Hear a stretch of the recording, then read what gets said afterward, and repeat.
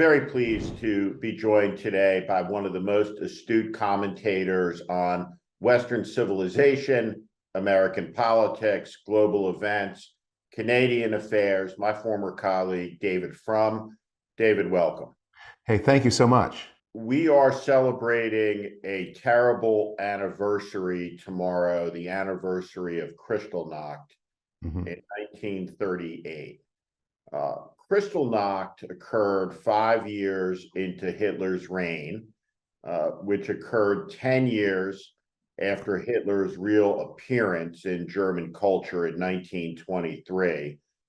The Nazis take power in 1933. They immediately begin putting into law restrictions on Jewish life. The professors are kicked out of the university. Books are burning by May. You have the Reich citizenship laws are passed in 1935, where Jews can no longer be considered citizens, have no protections under the state, have no ability to work in professional services, whether it be university professor or a teacher.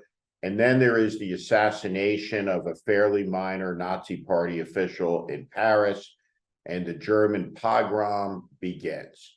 And there's exactly one paper in America that captures it correctly. It's a Los Angeles Tribune, and it says, Jews will be annihilated in Germany.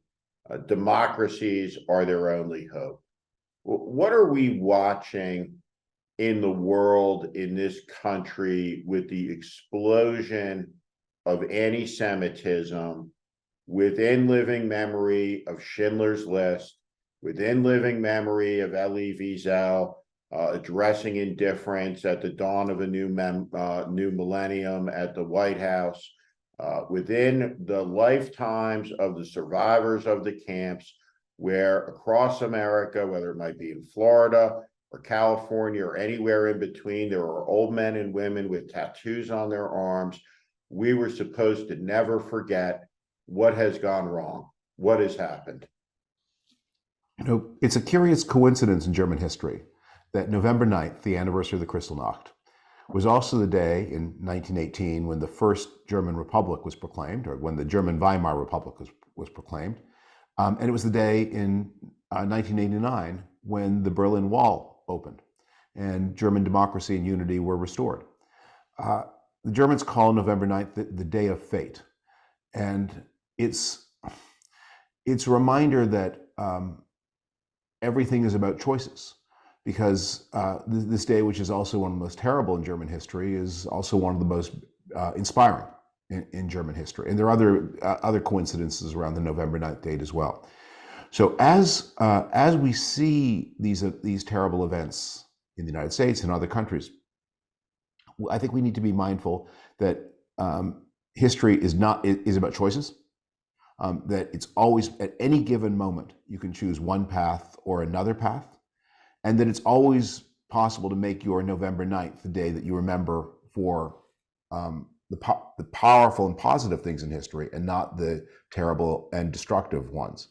I think that just reminds us that history is in our hands. It's not something that happens necessarily to us. It's something that we do. I look back on that day, November 9th, 10th, 1989, as an astounding moment. At age 19. In an instant, the world changed utterly, completely. The Soviet Union was gone. We grew up in an era and in a culture where Patrick Swayze was a guerrilla commander in Colorado, leading the fight back against the Cuban and Russian invasion. We had the Rambo culture of the 1980s, where Sylvester Stallone is going back to Vietnam to get our POWs out, and suddenly it's all at an end. Yeah. The war ends, and it begins this decade of optimism that I'm now old enough at 53, when I talk to younger people from a generation ago, it's hard to explain that sense of American optimism at the turn of the millennium. This Pax Americana. How do you contextualize that moment 25 years on? I tell a story from my own life. I'm a little older than you. My wife and I were married in 1988. We took we didn't take much of a honeymoon at the time. So 2 years later, we were both journalists. After the coming down to the wall, we took an extended leave from our jobs and traveled through the newly liberated countries of Central Europe. We didn't go to Russia, but we were in almost all of the other countries that had become free in 1989. And what I remember most vividly was taking a night train across a border. If I remember right, it was from Poland into what was then Czechoslovakia. And we crossed in the middle of the night. And my wife and I booked an old-fashioned sleeping compartment. The trains were all from before World War II. And in the middle of the night, we suddenly heard on the door, bang, bang, bang, bang, bang, bang, bang, bang, bang, like from a movie. Bang, bang, bang, bang, bang, bang, bang, bang, bang. So I opened the door and presented my passport, my new wife's, and to the official, who was wearing this suit, or this uniform made out of some polystyrene fabric with little paper epaulets, and he had a leather box with a stamp slung around his neck. I presented our two passports and said, "Here we are." And he said, "Your wife must present herself."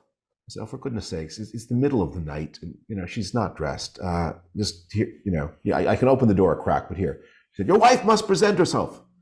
And then he began getting very official. And I just said to him, I presented my business card for my paper. I said, "Those days are over." And he looked suddenly completely deflated, because he knew it too. Those days were over. Those days are back.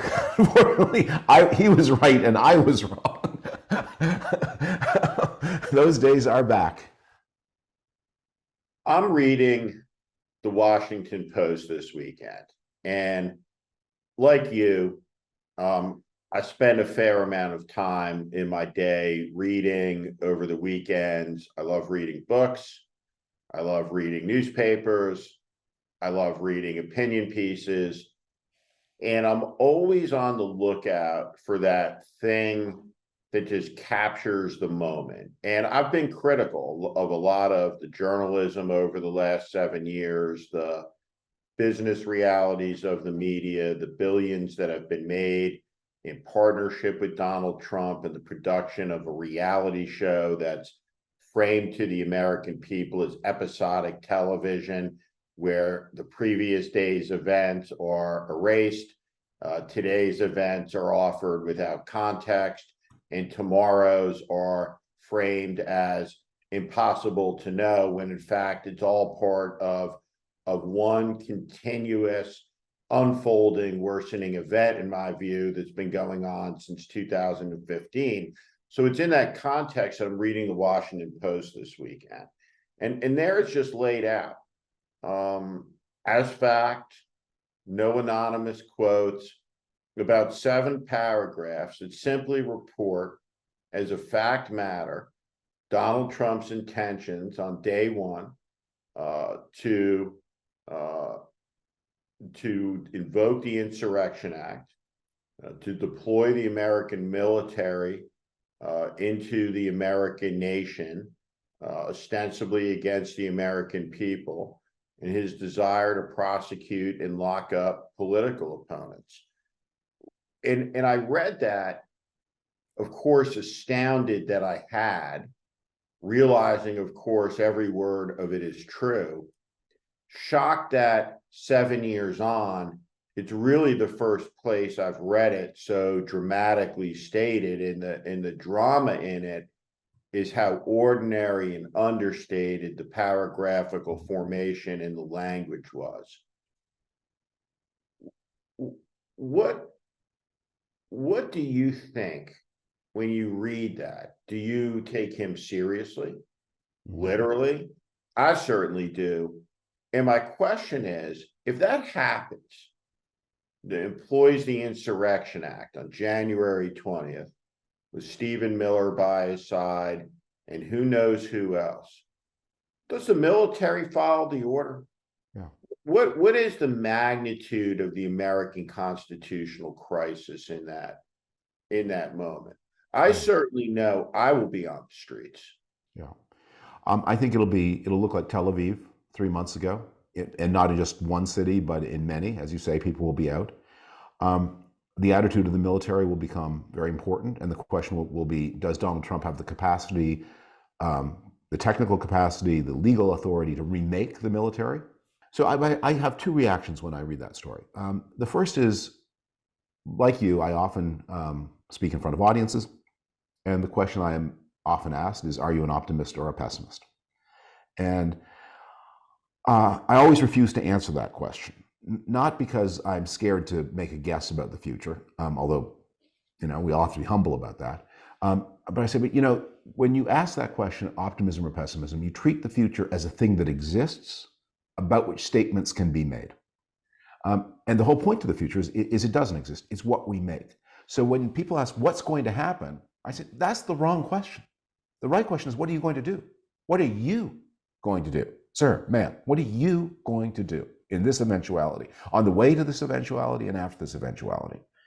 And then the other thing I take from that is, I think in the first book I wrote about Donald Trump, I had a chapter in which I said there's this strange thing about Donald Trump, which is there are gifts from Donald Trump. There are things he's done for this country that in some ways make it better. Not things, maybe things we'd rather have skipped. It's like you go through a serious disease, and if you survive, you say, I learned some things from this experience. It would be better not to have known, but the point is, having gone through the disease, and I wish I hadn't, but had I done so, I did come with some wisdom that I wouldn't have had but for the disease. And one of the things, and since you opened starting with Germany, I think this whole experience teaches Americans some humility. There has, for a long time, been an American attitude of arrogance. Other countries suffer these things. America is exceptional. America is spared. There's something in the water, there's something in the air, that we're different from the common ruck of humanity. We don't face these things. And Donald Trump was sent, perhaps by God, to teach us a little humility. Say, you know what other countries have done, you've done. And how bad that turns out to be is also going to be a test for you in the way that other countries have been tested.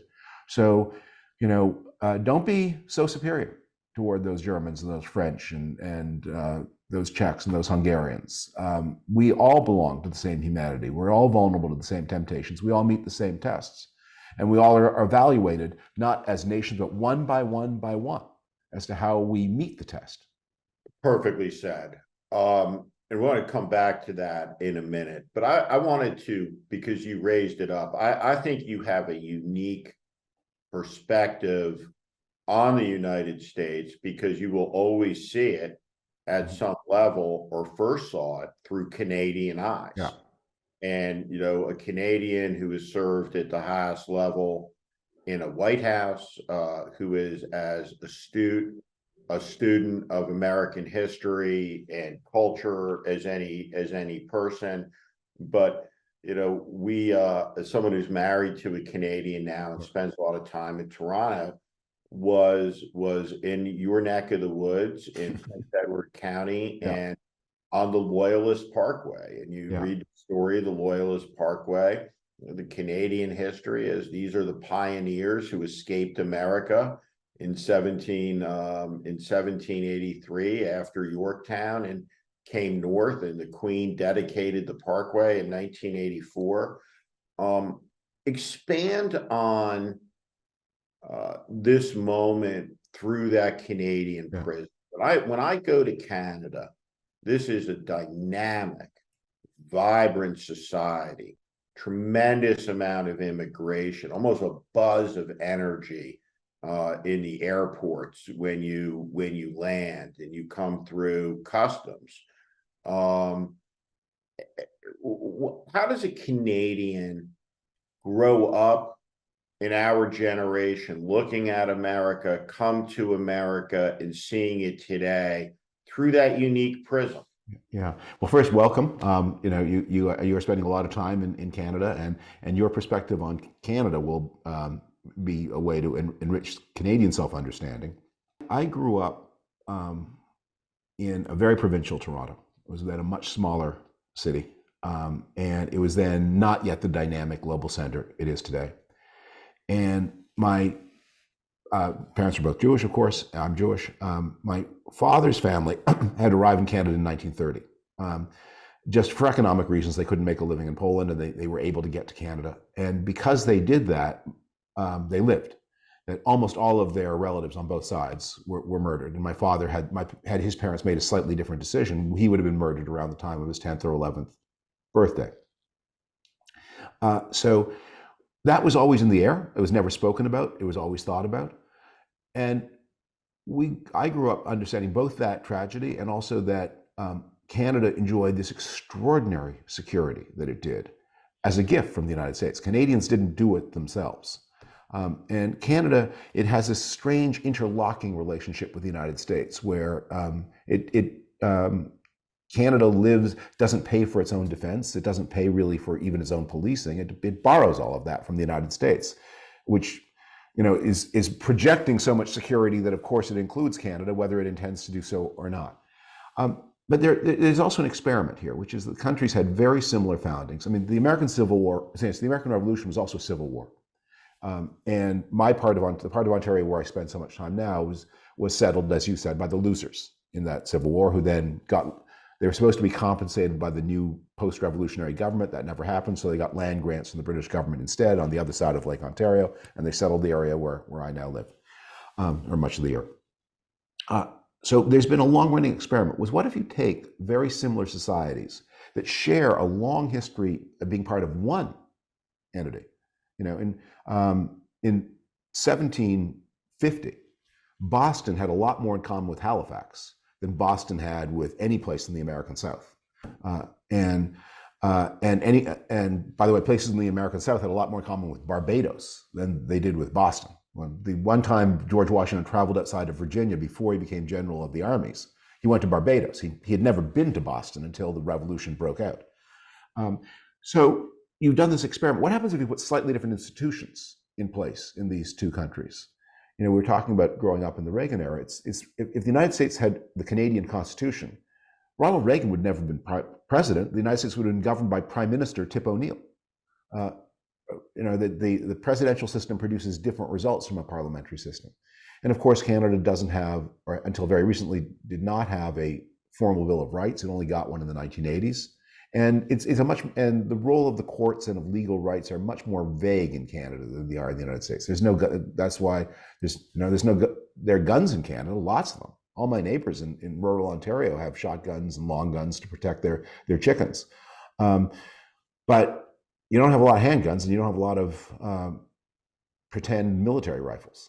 Mackenzie King, the Prime Minister of Canada, was a confidant of Franklin Roosevelt's, and was very cognizant that Roosevelt was a world historical figure. He would spend weeks in residence at the White House like Churchill did, and they're talking late into the night, and Roosevelt is talking about the architecture of the world to come, his vision for the UN Declaration of Human Rights, his vision for the United Nations, the collective security agreements, decolonialization, the rights of self-determination, all of these things that become really the American-led liberal world order, small L. And he says to King that his ambition is that nothing lasts forever, but he hopes that this will endure for as long as everybody is alive on the day that he hopes it will last for as long as everybody who is alive on the day the war is won is still alive. And those people, I didn't know that story, are 78 years old now. And you look at Donald Trump talking about coming back, and the very first thing he would do is withdraw the United States from NATO, which I'm not sure as a legal architecture that he can formally do, but he can effectively do through executive action in a number of different ways. I view that as a calamity for world peace, catastrophe.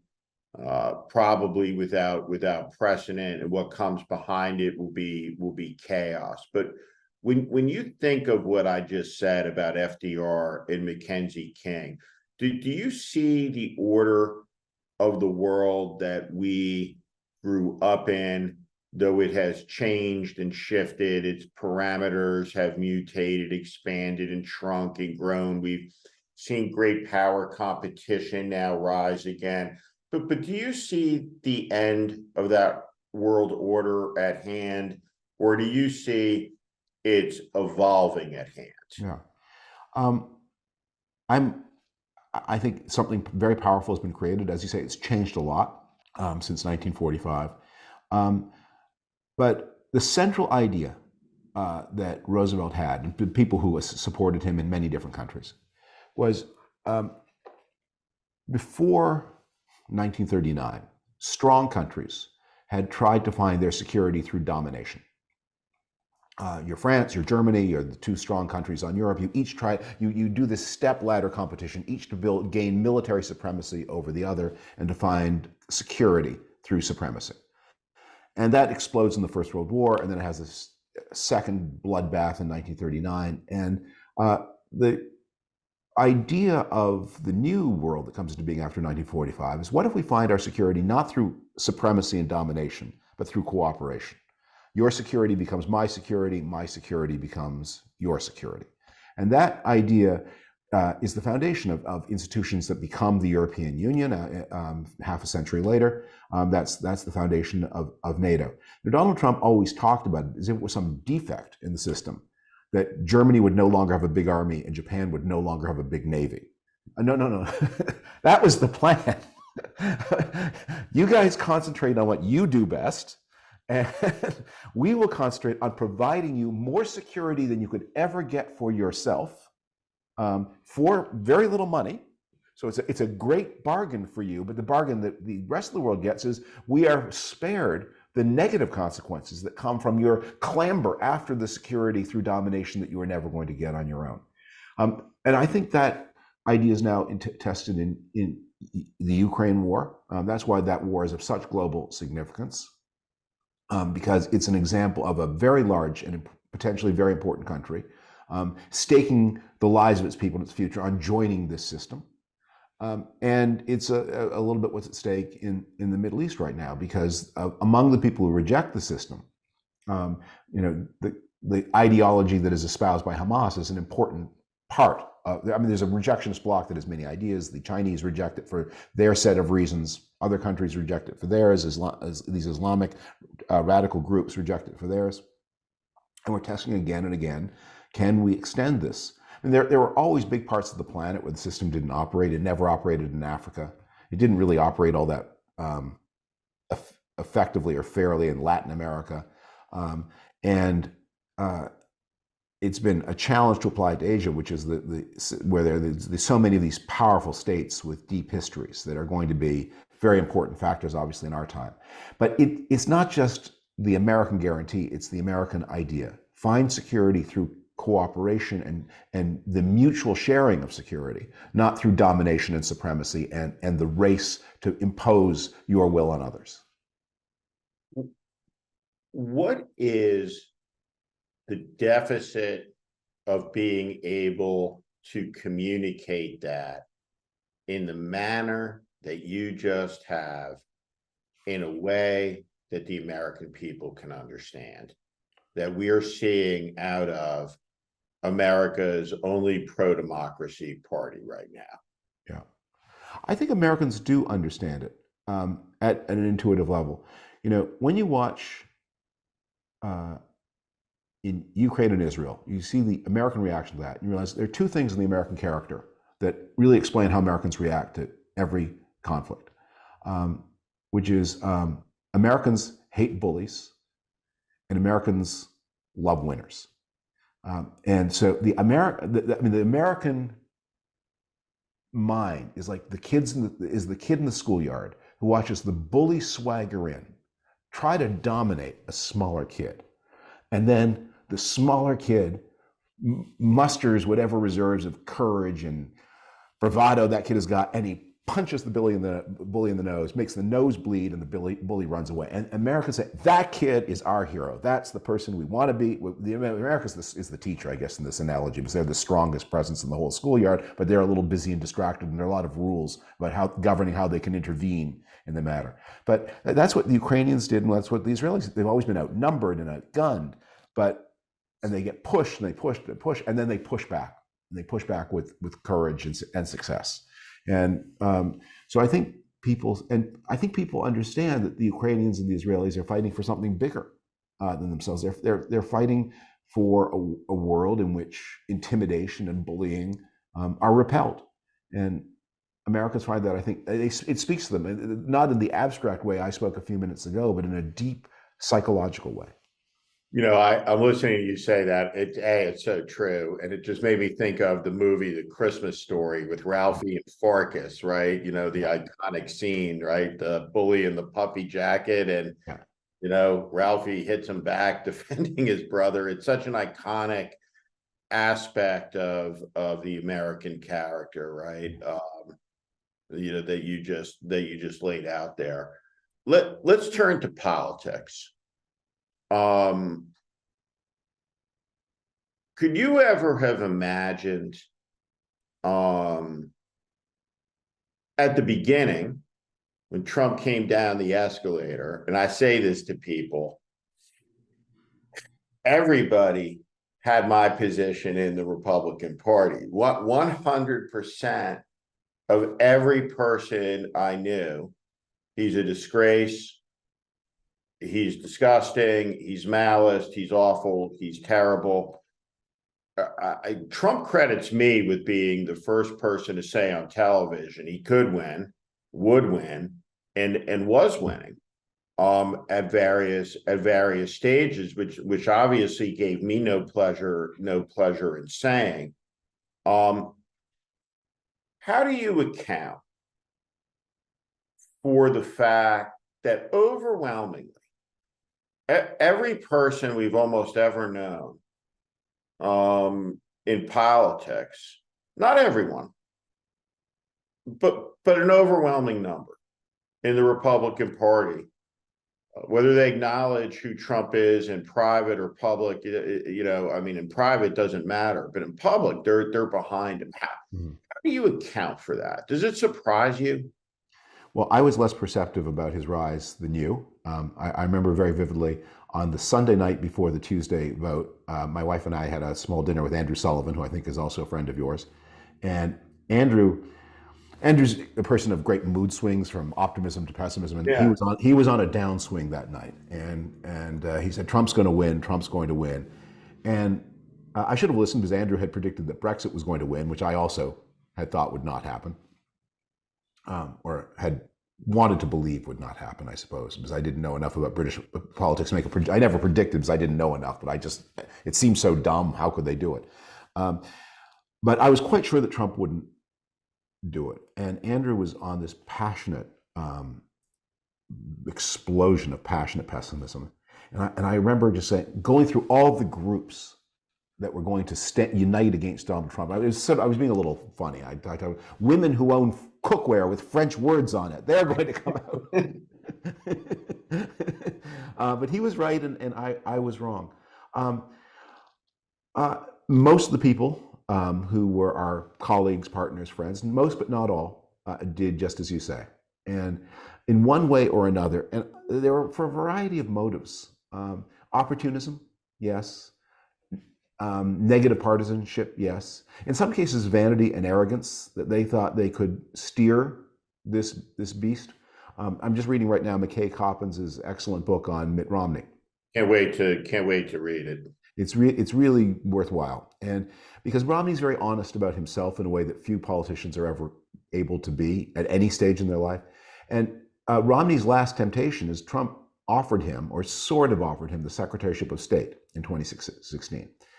And I think in retrospect, it was really a trap. That the deal was, you retract with your criticisms of me, and you can have this job. And then Trump would have reneged on the deal, which Romney sort of figured out. But he did take it very seriously, partly because both George W. Bush and Hillary Clinton telephoned him to plead with him to take the job.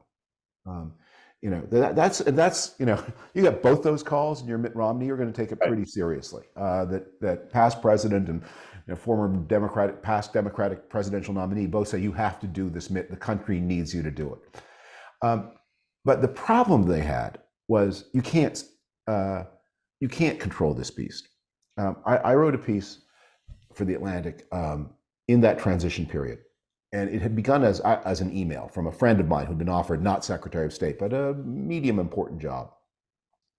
And I offered my advice as to what you should do. I said, look, and it expanded into this piece. If you're offered an independent commission, FCC, something, Federal Communications Commission or something like that, yeah, of course you take it. You don't answer to the president, you're doing your role for the public. The answer is yes. If you're offered a military role, CENTCOM commander, well, then you must take it.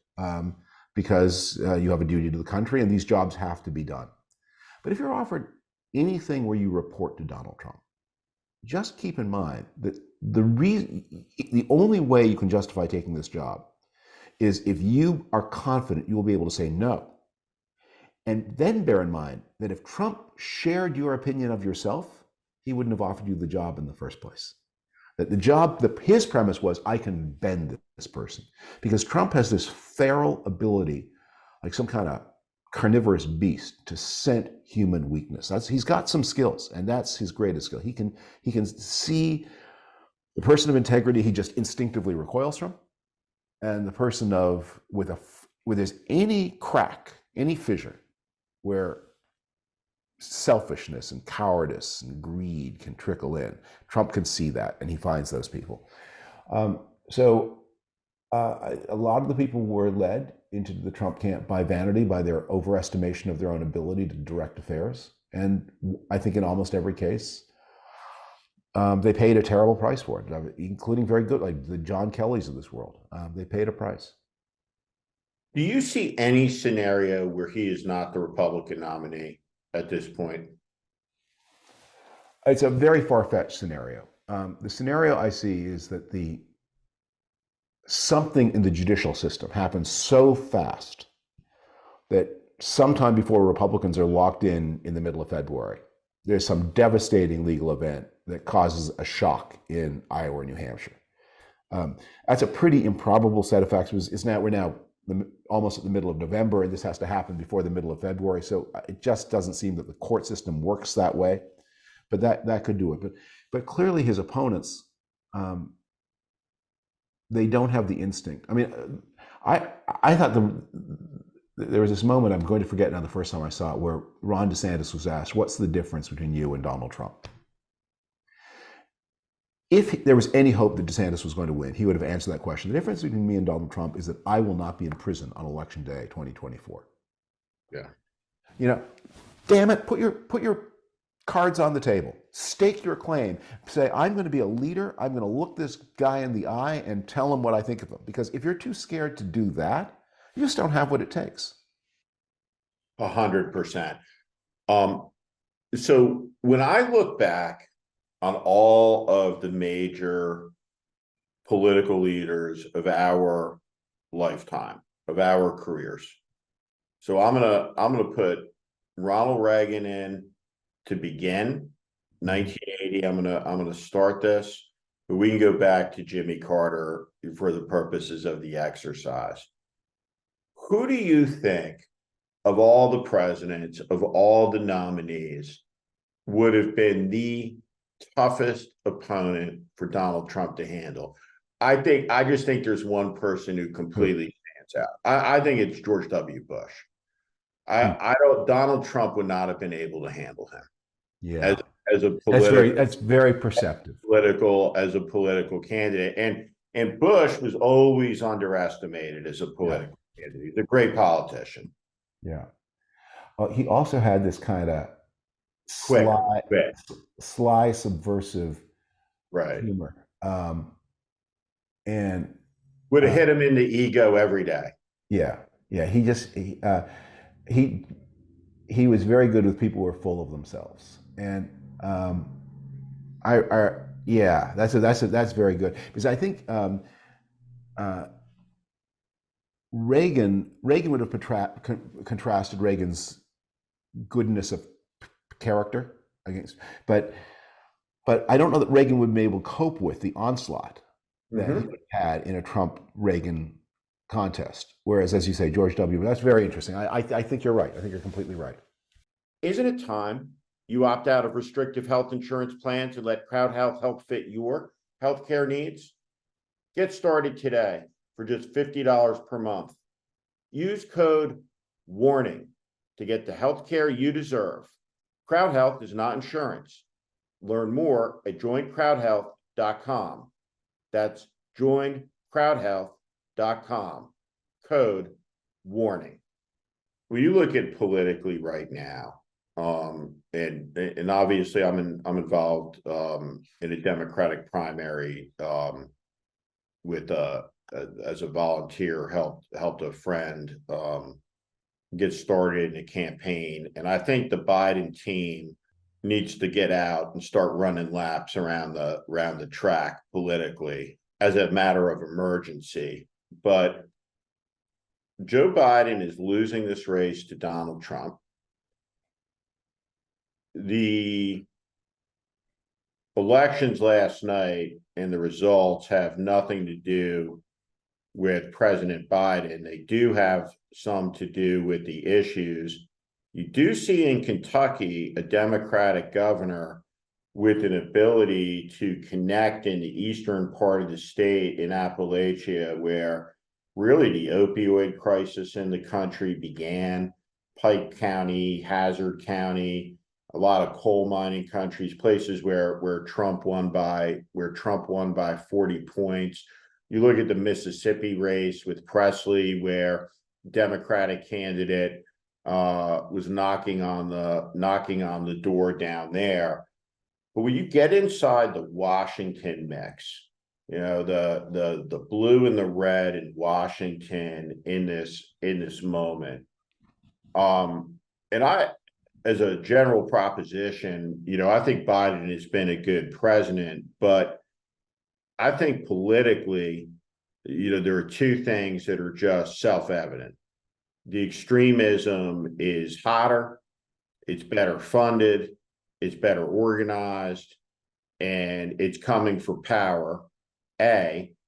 And B, though he's been effective governing, I think that 50 years from now, people will look back at the Biden presidency from an infrastructure perspective in a way that, I mean, look back at Eisenhower's presidency and building so much of the infrastructure in the latter half of the 20th century. But just objectively, they have not been able to withstand the 60-foot incoming wave of malice, propaganda, BS, conspiracy theories that is commanded against them in $1 billion entertainment industry or a malice industry, however you want to think about it, and the ability to deal with that and to fight through that and be on top of that wave as opposed to under it on a daily basis is going to be essential to the defense of American democracy and the republic 1 year, literally over the next year, you know, through 1 year from now today. How do you see that? Because you're an exquisite communicator. Well, look, you're talking to the guy who tried to reassure Andrew Sullivan in 2016. Yeah. And I'm talking to someone who's run major campaigns and I never have. So I'm going to be very humble about what I'm about to say because I'm, you know, speaking from not a great track record and against somebody with a lot of experience. First, I think that whether Trump himself gets this, the people around him know Trump's going to get 46% of the vote. That's it. That's what's there for him. And 2024 is probably going to be a lower turnout election than 2020. And Biden's people Biden has the support of the people who are most likely to show up, and the people who are least likely to show up, and Trump has the support of the people who are somewhat in the middle. And so there are going to be some very complex mathematics there. But Trump understands he's got 46% of the vote, or the people around him do. Their only hope against Biden is to splinter the Democratic coalition, which is always more fissile than the Republican coalition. And so, you know, they're standing up Cornel West in an effort to peel off some voters on the left. They're standing up Robert Kennedy to try to peel off some wacky voters, of which there are many in the United States. We're all related to them. They're going to try to stand up Joe Manchin or somebody like that to try to peel away the Do suburban. you think that that's real, the no labels effort, or do you think it's all smoke and mirrors? I mean, because it costs $80 million if you're an independent effort to get on the ballot, Yeah. and they're either going to get on or they're not, but there's no evidence of action, only of talk. And I just, Yeah. I don't know. How do you assess that? Is it real? I don't assess it. I know the people involved, and I personally like them a lot. So I'm hopeful that it's some other things are going on. And I want to say No Labels has done over the past decade some really good work in Congress, and I hope everybody involved will say that should be our legacy. That the excellent work we've done in Congress, they were crucial to the passing of the infrastructure bill, as you said just a minute ago. And they said we don't need to muddy this record. But Joe Manchin, I think, is thinking about it, whether No Labels is his vehicle or not. And all of these things, and if you're a Trump person, you have to be thinking, let's just try to find some way that Biden spans the vote, spans the coalition from Bernie Sanders to Ann Romney. So can we detach any parts of this weird big coalition from any of the other parts? And if we can detach a point here and a point there, then Trump's 46% of the vote, that becomes a winning hand, as it did in 2016, and not a losing hand when he got slightly more of the vote in 2020. So I worry about those things.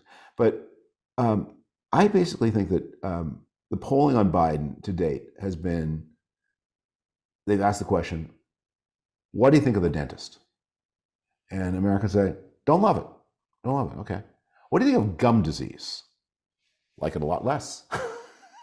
In a contest between the dentist and the gum disease, which do you choose? And people say, well, if that's the choice, I'm going to go for the dentist every time.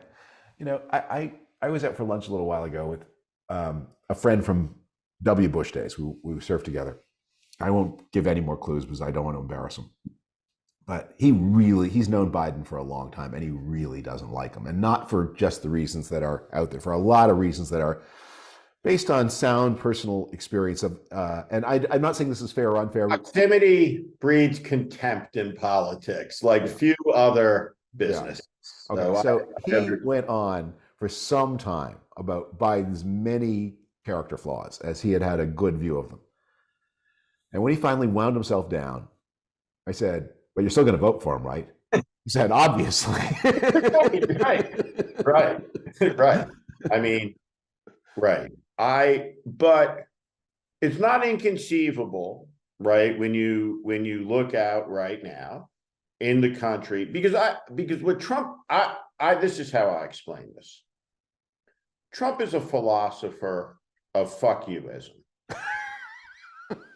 Yes. And when you lower the bar and faith has collapsed and trust has collapsed in every institution, and 60% of the country is living paycheck to paycheck and 40% don't have $400, there is no expectation. So we don't throw ticker tape parades for our politicians who did what they said in the last election. That's why people voted for them, right? The election, if you're going to run it on what you did last, sticks you in the past, not in the future, which is a bigger problem structurally, right, for an 82-year-old candidate. But you have a vast segment of the population, right, that feels abused, right, by a power class in the country. Political power class, media power class, corporate power class. A lot of people relate to politics as the Democratic Party's their HR department at their workplace, or the Democratic Party's the line I'm standing on, right, trying to get something done in a local government office, right? It's the party of government, right? Stickiness. A lot of them condescension. And so when you eviscerate standards, and you don't really have any expectation that anyone's going to do everything, how does Trump do delivering the fuck you to the people you're angry at? Yeah. He's screaming nonstop, in ever increasing crescendos for 7 years. Yeah. And that give some satisfaction. Now, the problem with that is the guy who delivers the FU for you isn't delivering better healthcare for you, more prosperity for you, more security for you, a better life for your kids. They're just giving you an FU, right? I mean, it's like a Big Mac, right?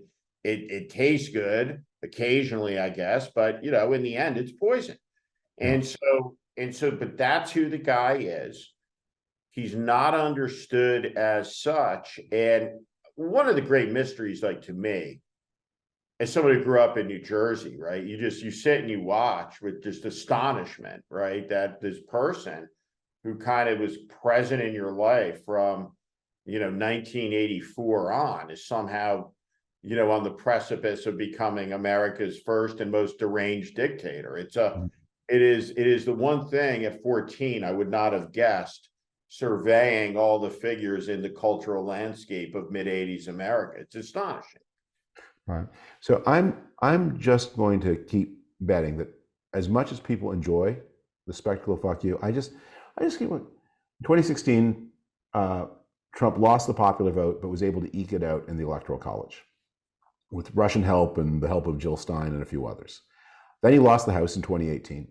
Then he lost both the popular vote and the Electoral College in 2020. Then he threw away the Senate in 2021. Then he converted the red wave of 2022 into a 5-vote majority in the House of Representatives and just havoc down the ballot, losing 4 state chambers in 2022. And then this election in 2023, where, Virginia, a very independent swing state, went Democratic at a time when you would not maybe have expected that to happen. A Democratic governor survives in Kentucky.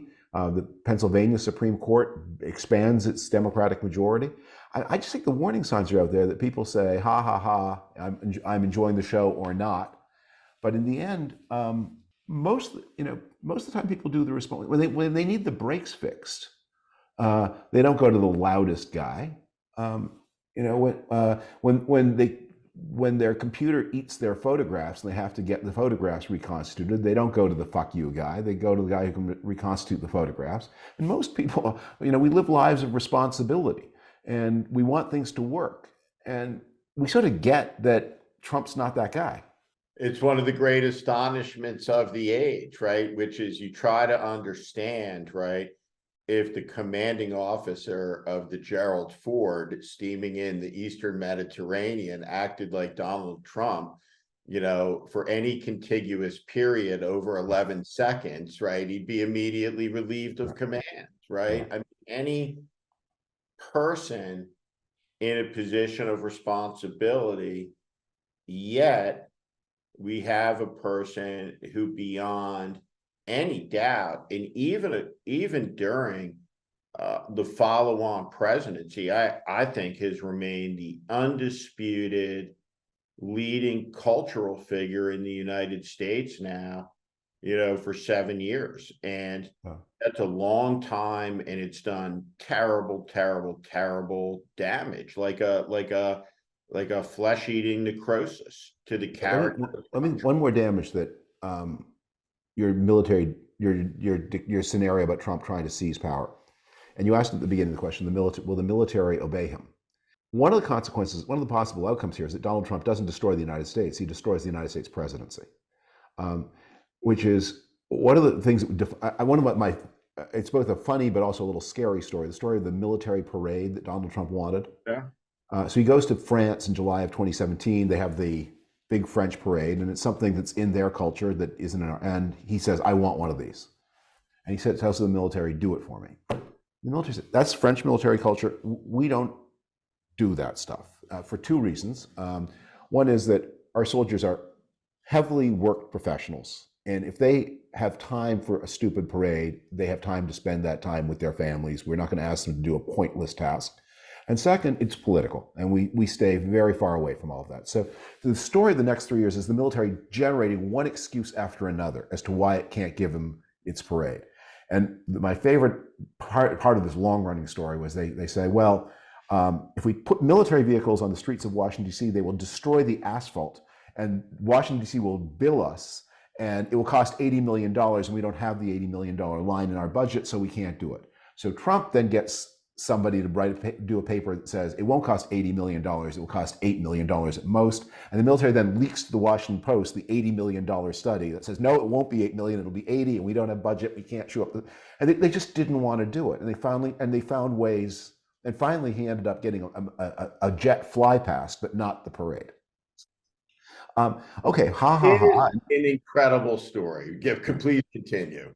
But on the other hand, it's kind of ominous that if the president of the United States, the commander-in-chief of the U.S. military, says, give me a parade, the military says, well, we'll need 3.5 years of planning just past the next election in order to deliver that. We're not going to do it, sir. We're not going to do it. Like, they have to do it, but they didn't do it. And that was a funny example. But in the second term, there are going to be more serious examples. What if the you're asking about Canada. One of the greatest crises in Canadian constitutional history happened during the Cuban Missile Crisis.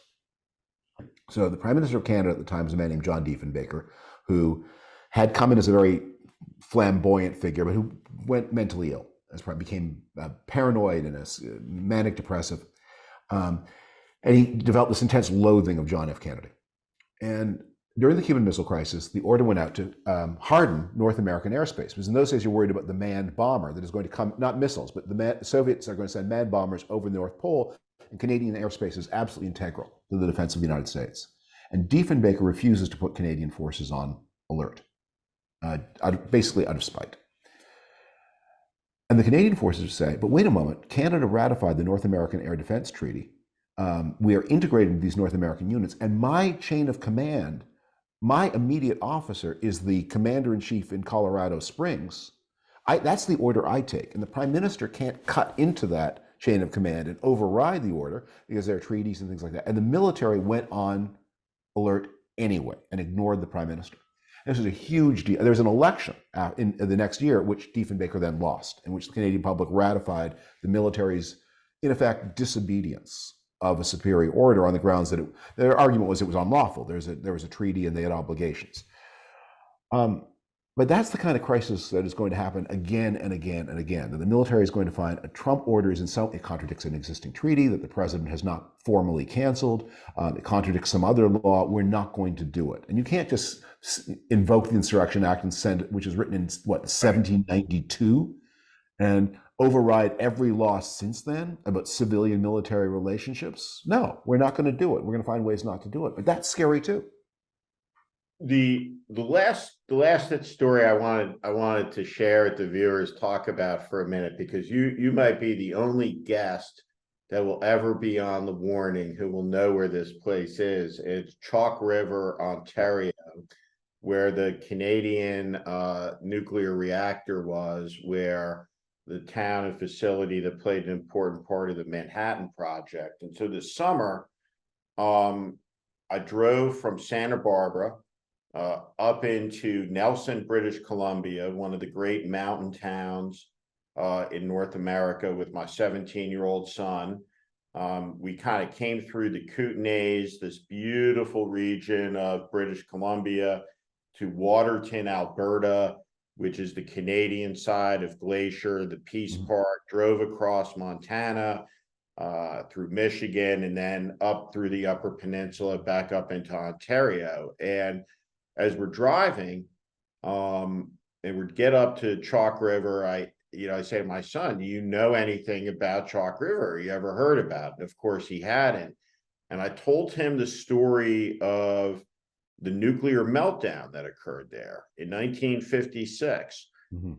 And there was one guy in the world who was deemed competent enough, prepared enough, technically proficient enough to be able to go into that reactor, to lead a team into that reactor and deal with the meltdown. And that was, of course, 26-year-old Lieutenant James Earl Carter of the United States Navy, an American president in his 100th year. And you think about that man who was in a different party than ours, and that part of his story, it's an incredible one. And you kind of appreciate that generation.